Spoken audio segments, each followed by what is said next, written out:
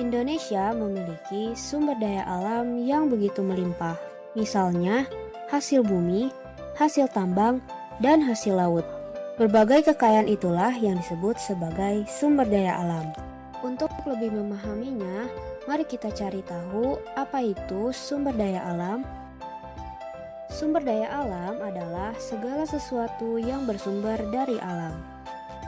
Sumber daya alam biasanya digunakan untuk memenuhi kesejahteraan hidup manusia. Selanjutnya, mari kita cari tahu mengenai jenis-jenis sumber daya alam. Pertama, ada jenis sumber daya alam hayati. Sumber daya alam ini berasal dari makhluk hidup dan tumbuhan. Yang kedua, jenis sumber daya alam non-hayati. Jenis sumber daya alam ini merupakan sumber daya alam yang bukan berasal dari makhluk hidup. Contohnya, matahari, udara, air, dan tanah.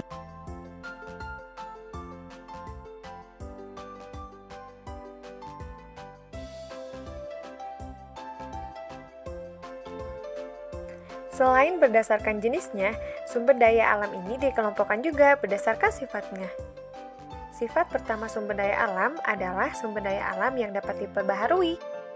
Sumber daya alam ini merupakan sumber yang tersedia dan dapat dikelola untuk dapat diperbanyak jumlahnya. Contohnya seperti hewan, tumbuhan, sinar matahari, angin, dan air. Kemudian, untuk sifat sumber daya alam yang kedua adalah sumber daya alam yang tidak dapat diperbaharui. Dalam artian, sumber daya alam ini memiliki jumlah terbatas dan tidak dapat diperbanyak jumlahnya. Contohnya, seperti minyak bumi, emas, besi, dan berbagai tambang. Di sini kita akan membahas cara melestarikan sumber daya alam. Seperti yang sudah kita ketahui sebelumnya, bahwasanya sumber daya alam yang ada di bumi ini sangat banyak loh.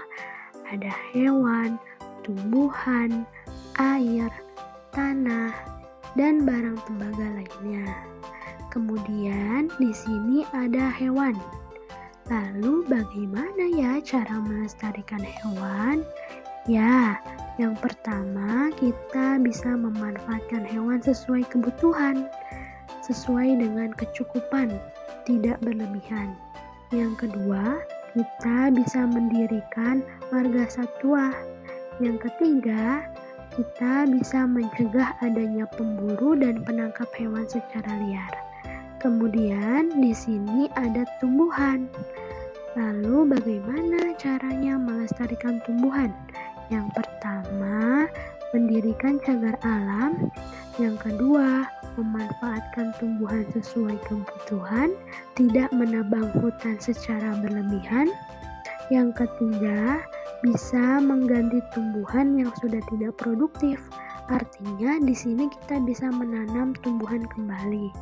Dan yang terakhir, bisa membudidayakan berbagai macam jenis tumbuhan.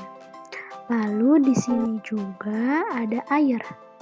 Ya, betul, air termasuk erat kaitannya ke dalam kehidupan manusia, karena manusia selalu membutuhkan air.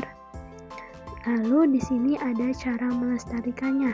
Yang pertama dengan membuat waduk atau membuat penampungan air.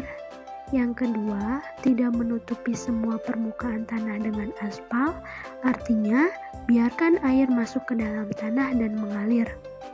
Yang ketiga, tidak mencemari wilayah perairan dengan sampah dan zat kimia berbahaya. Kemudian di sini juga ada udara.